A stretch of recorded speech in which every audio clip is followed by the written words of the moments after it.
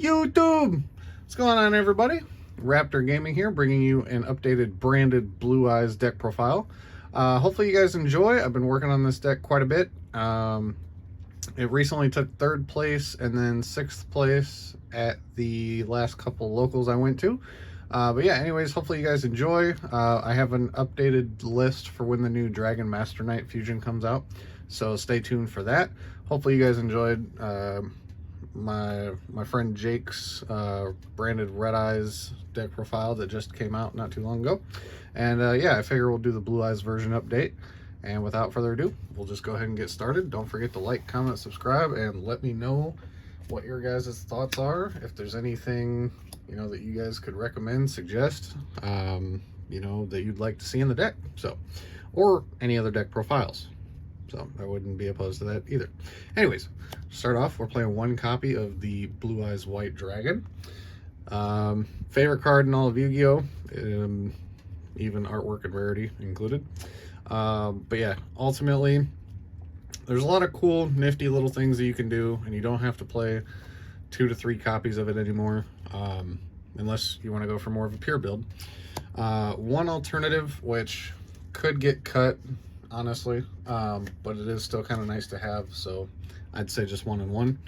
1 Jet Dragon, MVP Blue Eyes card of all time so far, even still. And 1 White Stone of Ancients.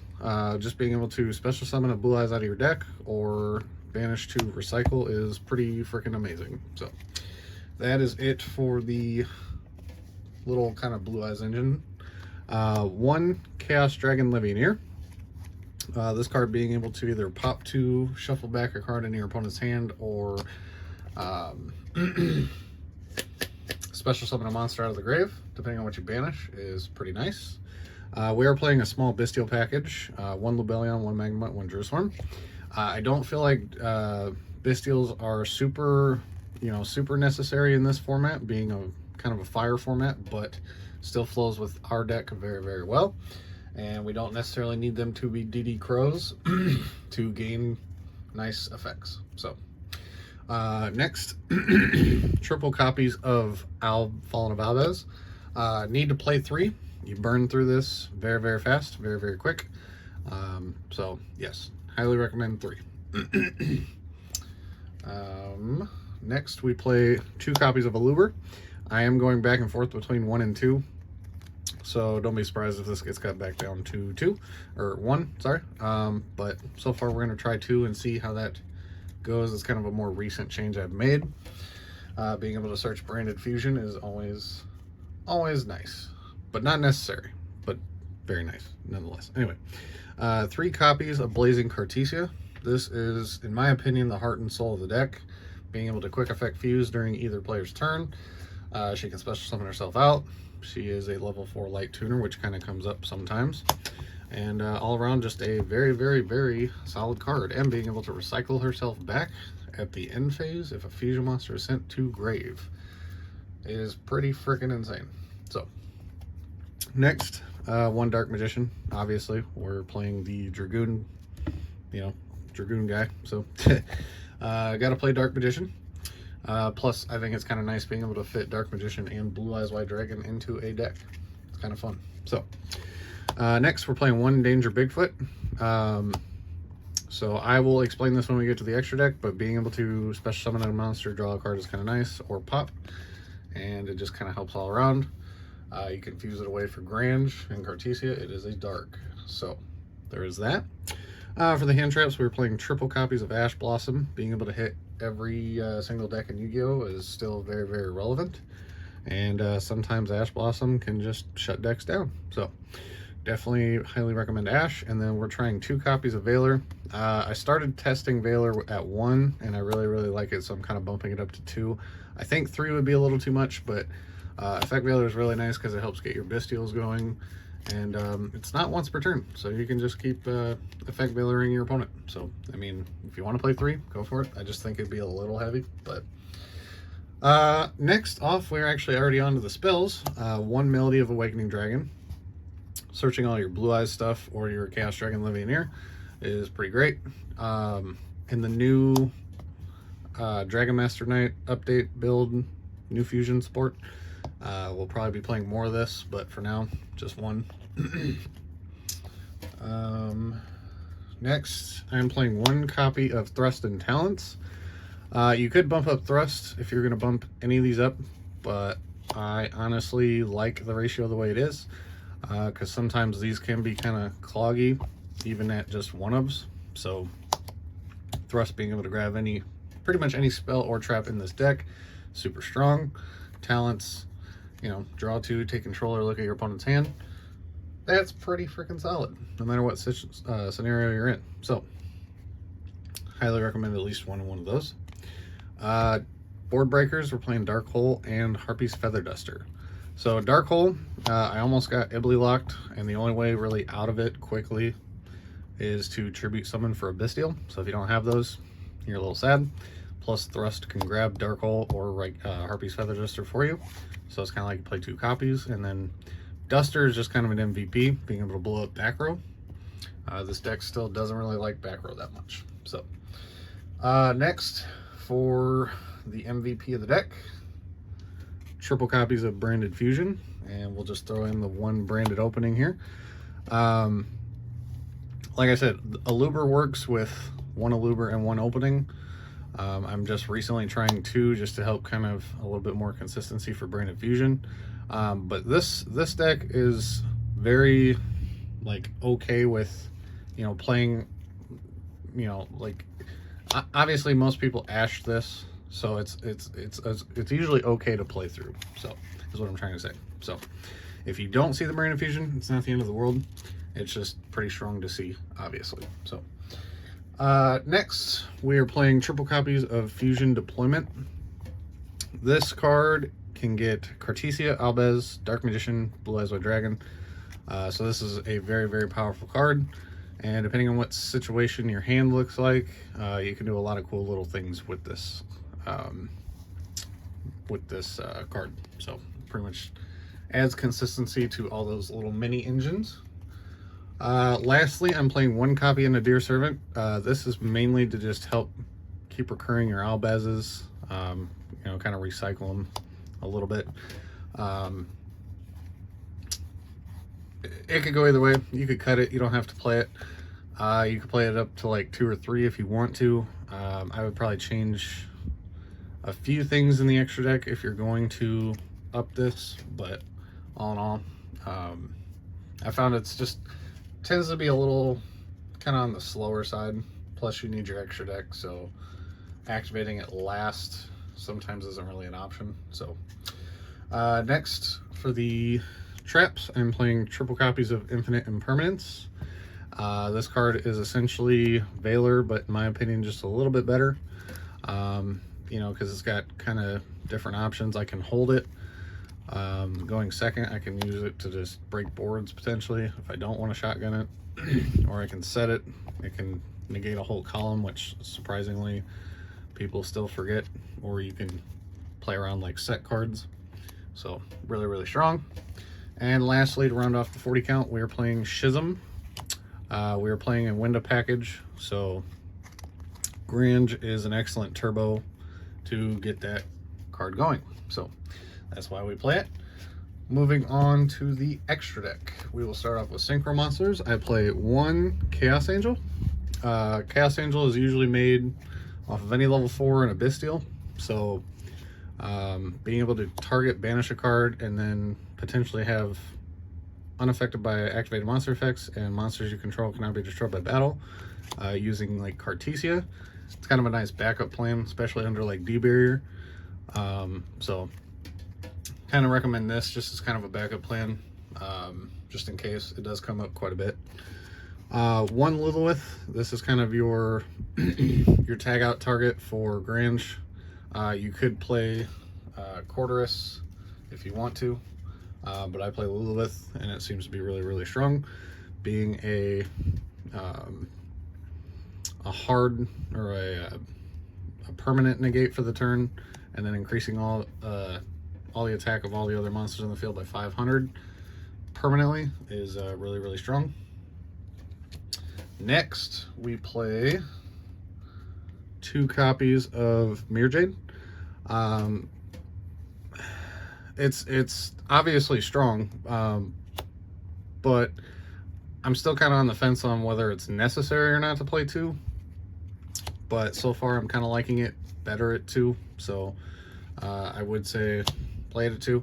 If you don't want to play 2, you could definitely switch it for like Titaniclad, Quarterus,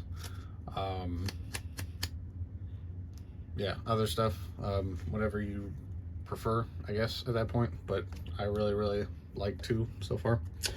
1 Grange, it's kind of the heart and soul of the extra deck. Being able to fuse with Cartesia and then tag out, and then it also sends a card from deck or extra deck to grave as long as it's level 6 or higher, light or dark, which is pretty fantastic for this deck.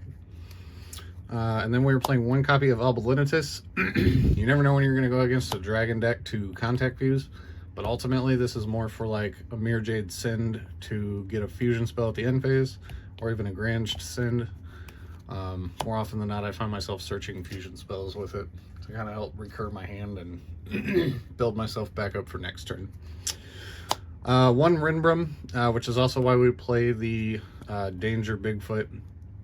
If you want to cut this card, you could cut the Bigfoot for sure, because then at that point, there's no way to make this. Or you can switch it for Mercourier or Thunderbird or, you know, whatever, Alpha, Master of Beasts. I played around with a few different targets.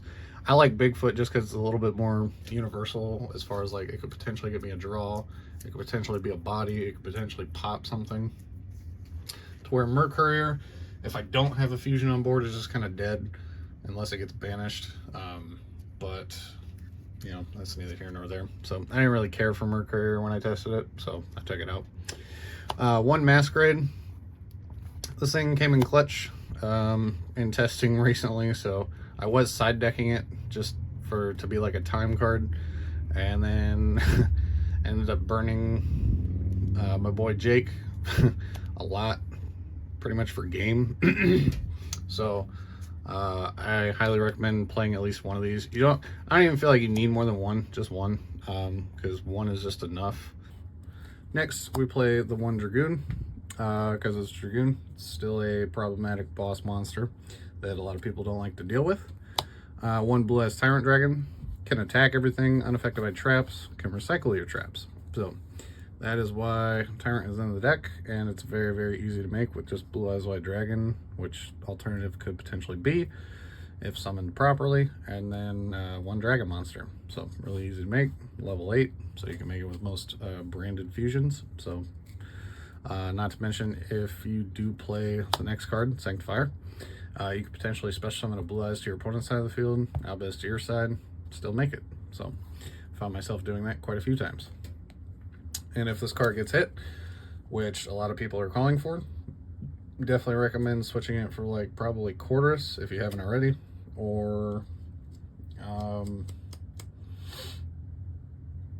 maybe even Titaniclad. That thought's kind of crossed my mind a little bit too. But yeah, anyway, so next Albion, and then we'll just throw out Lubellion as well. Lubellion plays through your, you know, your DD Crows, your Bestials, you know, all that type of stuff. So you kind of got to play it. Not to mention, it is a way to shotgun out the Dragoon off the branded fusion, which is really nice. So, and then Albion, obviously, you can send any Blue Eyes cards that you need to, you know, kind of help funnel that engine up, or you can, you know, send any light targets you're missing, Cartesia, you know, etc. So that is it for that. And then obviously we're playing the Winda package, the Apkallone to search the Schism, and the Winda obviously as the Floodgate. And then don't forget, Schism will also send a dark target from your opponent's side of the field to grave if they have one on summon. So that's kind of a nice little bonus that sometimes people forget. Anyways, that is it for the extra deck. And now we will move on to the side deck. Side deck is always personal preference. My side deck is just always seems to be changing every so often. We'll start off, I'm playing triple copies of Skill Drain. Kind of just a nice generic floodgate. You make a lot of big bodies, so being able to flip this up and control the board with just big beat sticks is usually pretty relevant and pretty efficient. Next, I'm playing 2 copies of Twin Twister and 1 Evenly Matched, just kind of as like board clearing cards. You know, these could be Cosmic Cyclones as well. And then I don't feel like you need more than like 1 to 2 of these just because you're playing Thrust. So it's kind of one of those things, like if you need to see it, you know, you usually kind of can. So I only play 1. Next, I'm playing triple copies of D-Barrier. This card I feel like is the MVP side deck card. I find myself citing it in the most. It's good against the mirror match. It's good against Tempai for, you know, you can just turn off synchros and they can't make synchros. So really, really good, and especially if they make you go first. So yeah. And then a spicy little tech that I like to play is the Buster Blighter Fusion Lock. Specifically for Dragon decks. Kind of turns off the mirror match a little bit too, because, you know, a lot of times the mirror match is on some Bystials and obviously Albez and all that type of stuff, and a lot of the fusions are Dragon. So being able to make this fusion deployment pulls out the Buster Blighter, and then you just fuse it with any Dragon. You make the Buster Blighter fusion. You know, sometimes that's enough. So it could get cut very easily as well, but so far I'm kind of liking it. So, and then lastly, for the side deck options, I'm playing triple Super Poly with 1 Garura. This is probably, obviously for Tempai, a little bit, you know, if you're able to pull it off before they're unaffected. But ultimately, too, this is really good against like the mirror matches and the fusion matchups that you run into. All around, I mean, it's really, really good being able to not be able to, you know, have response to Super Poly. So that is it for the deck. Hopefully you guys enjoyed. Like I said, I have a new variant coming out when the new fusion hits. So hopefully you guys enjoyed that. Don't forget to like, comment, subscribe. Let me know what you guys thought. And I will catch you guys in the next one. Peace.